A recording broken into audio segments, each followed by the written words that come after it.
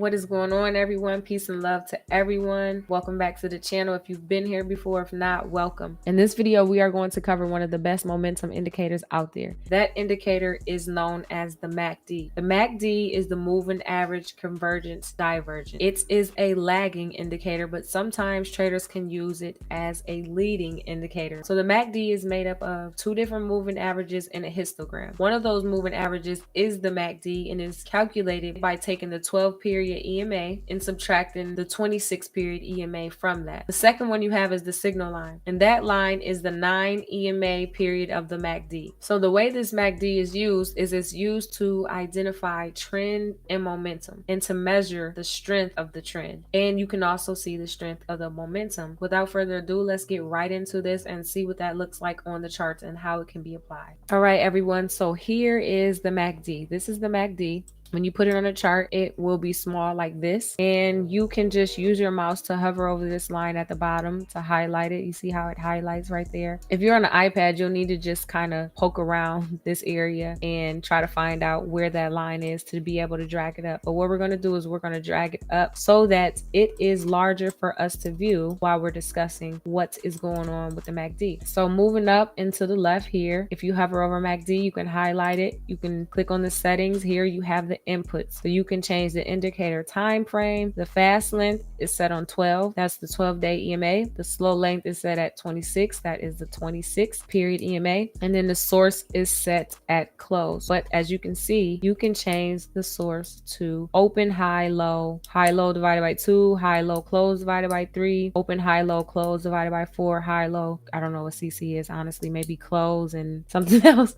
divided by 4, but I don't pay any attention to those because I just have it on close.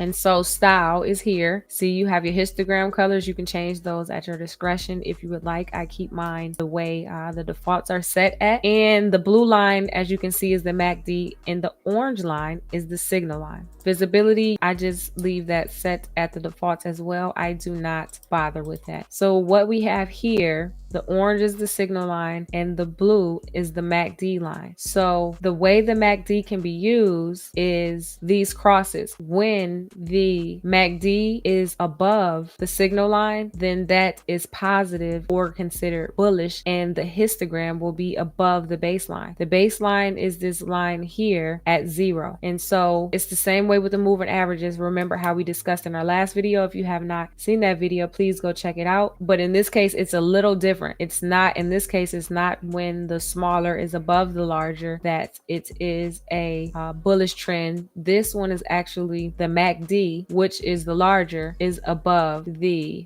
signal line, the 9 signal line, which is the smaller. But all you need to really recognize with these is the same pattern. When this crosses up, it is green. It is green because it's considered positive and we are in a bullish trend. Now, the larger the candles, as you can see, to me, the more volume is in there and the stronger the trend is, the stronger the momentum is. So again, when the MACD crosses above and is above the signal line, which is the orange line, then that is considered positive. And what happens is we get green candles and it is nice and bullish. Notice the lighter green candles. The lighter green candles are sellers stepping in, starting to overcome the buyers that have created this trend. Okay, so if you are in a trade and you start to see that, then that is an indication that you may get out because price may fall in the future. It's a lagging indicator because it's plotted based on time, price, and the history. But as you can see, when it starts to, the bars start to get smaller and the color starts to change, we know that sellers are stepping in and there's a potential bearish divergence in this case coming. And so what happens is, as you can see, bears were more effective during this time period than bulls, right? So there was more selling than buying, pushed the price down. There was a little bit of selling and then it continued again. On the flip side, in the bearish case, when the signal is above the MACD, then that is considered negative or bearish. And what you get is price below the 0. Okay, so this is the 0 line. We're below because we're negative. Just like on a graph, we're negative down here, we're positive up here. What is the negative telling us over here? The negative is telling us that there are sellers in. That's why these red candles are in. How strong is this trend? How much momentum is there? Is this a true move versus this move?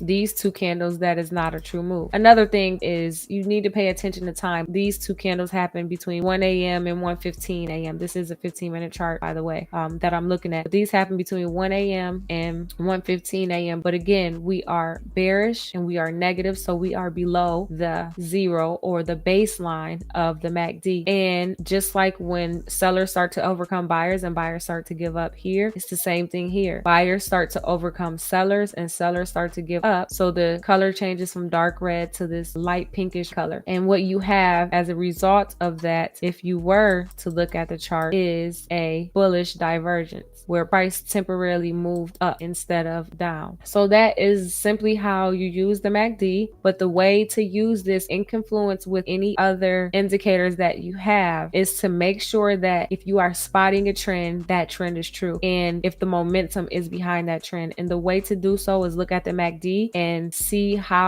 if we've crossed, see if we are above the baseline or below the baseline, if the move is true or not. If you see something small like that, little candles show up, then you know that that's not a lot of volume. Same here with these candles in this section. Now this was at 2:15 p.m. Look at the size of this histogram and the momentum compared to this one, and this one.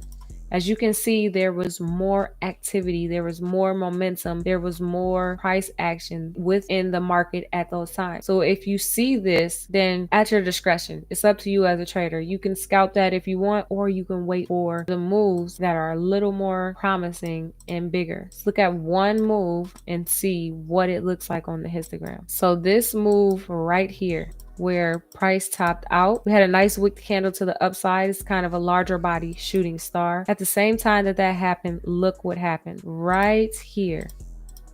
We get a cross and we get movement to the downside where the signal is above the MACD, indicating a negative momentum or a negative trend. So we're going below the baseline, and look what happens. We go below the baseline, the candles get larger, larger, and larger. As you can see here, the histogram candles are large, and so are the candles on the price chart. Trade at your own discretion. Trade well. I hope you find value in this video. If you find value in this, consider liking and subscribing and turn on a notification bell. It lets me know you want to see more, and you will get alerted when I make videos like this if you are finding value out of them. So thank you for your time. Thank you for watching. God bless you all. Trade well, and I will see you in the next one.